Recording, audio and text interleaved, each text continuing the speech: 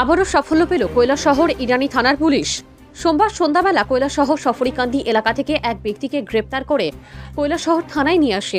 উল্লেখ থাকে যে চলতি মাসের 7 তারিখ কৈলাসহর সফরিকান্দি ভারত বাংলাদেশ সীমান্তের কাটা তার দিয়ে অবৈধভাবে ভারত থেকে কিছু লোক বাংলাদেশে পাড়ি দিচ্ছিল, আর তখন ঘটনাটি প্রত্যক্ষ করে বিএসএফ জওয়ানরা।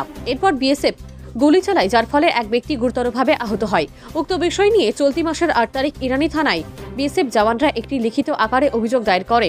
পুলিশ মামলাটি গ্রহণ করে, যার নাম্বার হল 13/24। পুলিশ চলতি মাসের 19 তারিখ মানব পাচার করার অপরাধে মইনুল আলী নামে এক ব্যক্তিকে গ্রেপ্তার করে। পরবর্তী সময় পুলিশ জানতে পারে যে এই মানব পাচার করার কাণ্ডে আরও বেশ কিছু লোক জড়িত রয়েছে।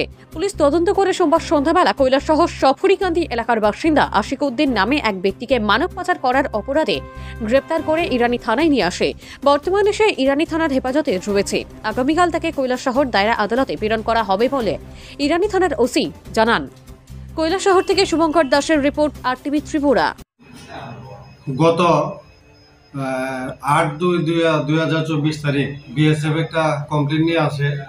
তারা 7 তারিখ রাত্রে যখন সফরিকান্দি এরিয়া ডিউটি করছিল, ওই সময় তারা রাত্র প্রায় 11:30-12টা নাগাদ দেখতে পায় যে 4-5 জন লোক বাংলাদেশে যাওয়ার চেষ্টা করে, তার কাটা পার হয়ে বাংলাদেশে যাওয়ার চেষ্টা করে। তখন লোকটিকে ধরার জন্য তারা চেষ্টা করে, কিন্তু একটা লোক দেখতে পায় যে তারা তার কাটা পার হয়ে বাংলাদেশে যাওয়ার চেষ্টা করে। তখন সে বাধ্য হয়ে তার যে পিএজি রাইফেল আছে সেটা দিয়ে গুলি করে এবং আহত হয়।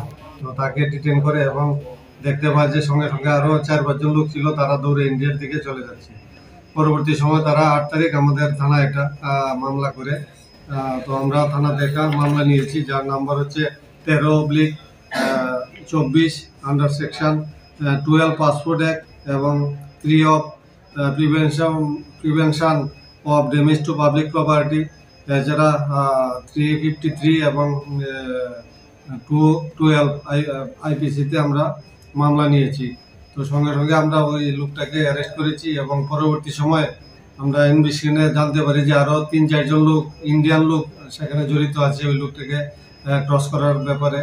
তো গত 19 তারিখ আমরা মইনুল আলী নামে একটা লোককে অ্যারেস্ট করেছি। অ্যারেস্ট করে তাকে কোর্টে প্রেরণ করেছি। তো আরও 3-4 জন লোক এই কেসে জড়িত আছে।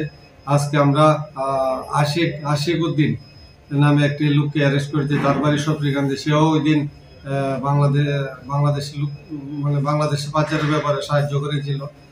তো আগামীকালকে তাকে আমরা কোর্টে প্রেরণ করব। আরও 3-4 জন লোক আছে যে এই কেসে ইনভলভ, তাদেরকেও আমরা প্রতিনিয়ত তাদের বাড়িতে রেড করছি। গতকাল রাত্রে আমরা রেড করেছি, তারা এখন পালিয়ে আছে, তাদেরকেও আমরা অ্যারেস্ট করব।